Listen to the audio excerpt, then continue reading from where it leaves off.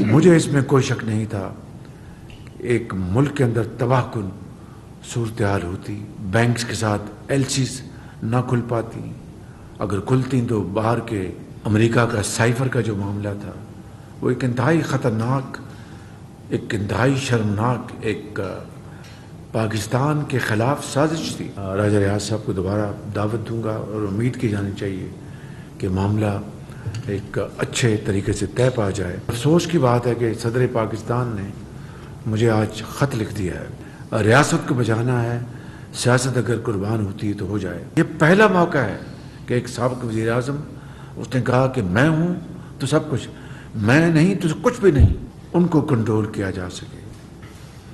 اس کے علاوہ دیگر جو مشکلات تھیں، سیاسی افراتفری، کبھی لانگ مارچ ہو رہا ہے، پچھلے سال کی بات کر رہا ہوں، کبھی دھرنا ہو رہا ہے، اور اس کے ساتھ جو جڑے ہوئے مسائل تھے اس کے بارے میں آپ سب اچھی طرح جانتے ہیں۔ اسی طریقے سے خارجہ پالیسی کے حوالے سے ایک تباہ کن صورتحال تھی۔ اس بارے میں مجھ سے زیادہ وزیر خارجہ نہ صرف بہتر جانتے ہیں بلکہ اچھی طرح بتا بھی سکتے ہیں، لیکن اللہ تعالیٰ نے اس محاذ پر بھی کامیابی دی اور مشترکہ کاوشوں سے وزیر خارجہ کی اور اجتماعی کاوشوں سے اس میں بہتری آنا شروع ہوئی، جس کا بالآخر بہت اچھا نتیجہ نکلا اور بالآخر IMF کا بھی معاہدہ ہو گیا، جس کے اوپر اللہ تعالیٰ کا جتنا بھی شکر ادا کریں کم ہے، کیونکہ اگر یہ معاہدہ نہ ہوتا مجھے اس میں کوئی شک نہیں تھا ایک ملک کے اندر تباہ کن صورتحال ہوتی، ادویات کی دکانوں پر لائنیں لگی ہوتی، لائف سیونگ ڈرگز نہ ملتی، اور بچوں کے لیے خشک دودھ اس کے اوپر لائنیں لگی ہوتی۔ غرض یہ کہ ایک ہر طرف ایک بہت برا ایک تصویر نامہ ہوتا، بینکس کے ساتھ ایل سیز نہ کھل پاتی، اگر کھلتی تو باہر کے جو گاہک ہیں اس کو ایکسیپٹ نہ کرتے جب تک کہ انٹرنیشنل بینکس اس کو انڈورس نہ کریں، انٹرنیشنل بینکس شاید انکار کر دیتے، مطلب ایک عجیب صورتحال ہوتی، زراعت، صنعتیں، بے روزگاری۔ تو اللہ نے بڑا کرم کیا، بالآخر اجتماعی کاوشوں سے IMF کا معاہدہ بھی سائن ہو گیا اور اللہ نے بڑا کرم کیا۔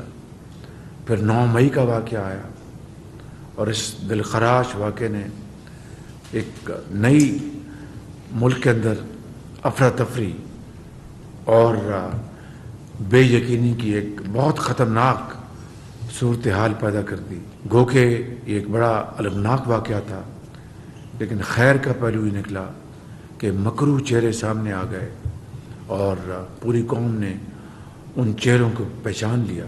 اسی طرح امریکہ کا سائفر کا جو معاملہ تھا وہ ایک انتہائی خطرناک، ایک انتہائی شرمناک، ایک پاکستان کے خلاف سازش تھی، اور اس کے جال تانے مانے یہیں بنے گئے۔ وہ ساری حقیقت آپ کے سامنے ہے۔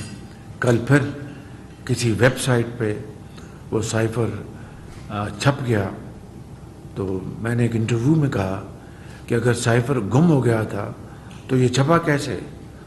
اور الحاصل قیاس اس کی کئی اور جہتیں ہیں۔ جو نیشنل سیکورٹی کمیٹی کی میٹنگز ہوئی میری صدارت میں، اور سب سے بدترین جو بات وہ یہ ہے کہ اس معاشرے میں زہر گھول دیا گیا، دن رات پوری اپوزیشن کو مدعون کیا گیا یا کروایا گیا، اور ڈاکو چور کا دن رات گردان کی گئی، اور اپنے آپ کو کہا کہ میں فرشتہ ہوں، یہ باقی سب ڈاکو چور ہے۔ ریاست مدینہ کی دن رات گردان کی گئی، عمل اس کے بالکل برعکس۔ ان چیزوں نے پاکستان کی ساکھ کو بری طرح مجروح کیا۔ پھر خود ہی گھڑیوں کے اور زیورات میں پکڑے گئے۔ یہ اللہ تعالیٰ کی طرف سے، انسان کا اس میں کوئی عمل دخل نہیں ہے۔ اور پرسوں رات میں نے صدر کو سمری بھیج دی جس کے اوپر انہوں نے اسی رات دستخط کر دیے۔ کل میری راجہ ریاض صاحب جو لیڈر دی اپوزیشن ہے ان سے مشورہ ہوا تو ان کی یہ خواہش تھی، ہم دونوں نے طے کیا کہ ہم ناموں کا جو بھی نام ڈسکس ہوئے اس کا پبلک میں کسی کا نام نہیں لیں گے. تو آج دوسرا راؤنڈ ہونا تھا. مجھے آج اچانک کسی ضروری کام کے لیے لاہور جانا پڑا، تو وہ بڑی میری مصروفیت بڑی اہم تھی. پھر میں واپس آیا تو مریم اور غزیب نے پوری طرح مجھے جکڑ رکھا تھا. کوئی 6-7 انٹرویوز تھے اور نہ جانے اور بھی کئی ایونٹس تھے. اس کے بعد میں نے آپ سب کو یہاں پر مدعو کر رکھا تھا. آج آپ سے مشاورت بھی ہو جائے گی، تو کل میں راجہ ریاض صاحب کو دوبارہ دعوت دوں گا، اور امید کی جانی چاہیے کہ معاملہ ایک اچھے طریقے سے طے پا جائے.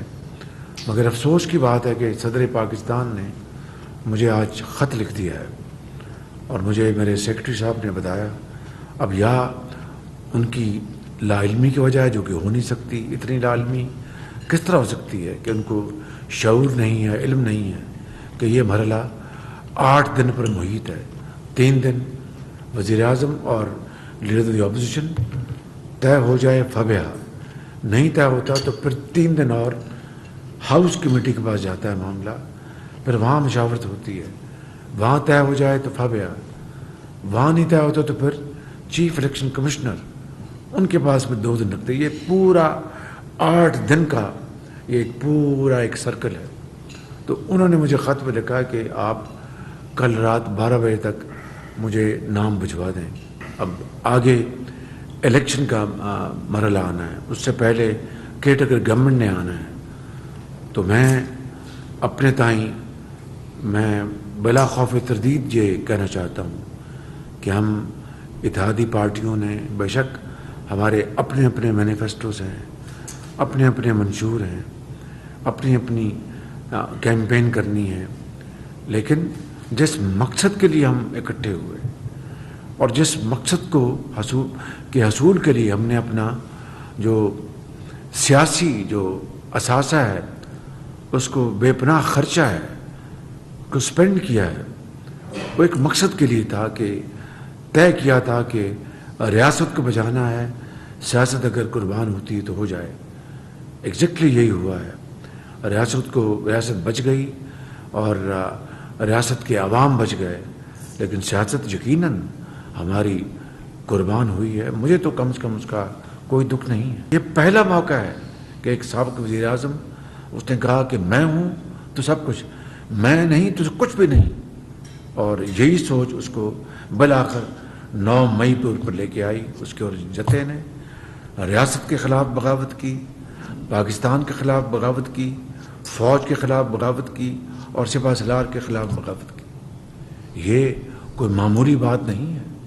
یہ تو ایک یعنی خطرناک ترین یہ ایک مہم جو ہوئی، جس کو اللہ تعالیٰ نے اپنے کرم سے بچایا، کیونکہ پاکستان کی بہت بڑی اکثریت نے 9 تاریخ میں ان واقعات کا ساتھ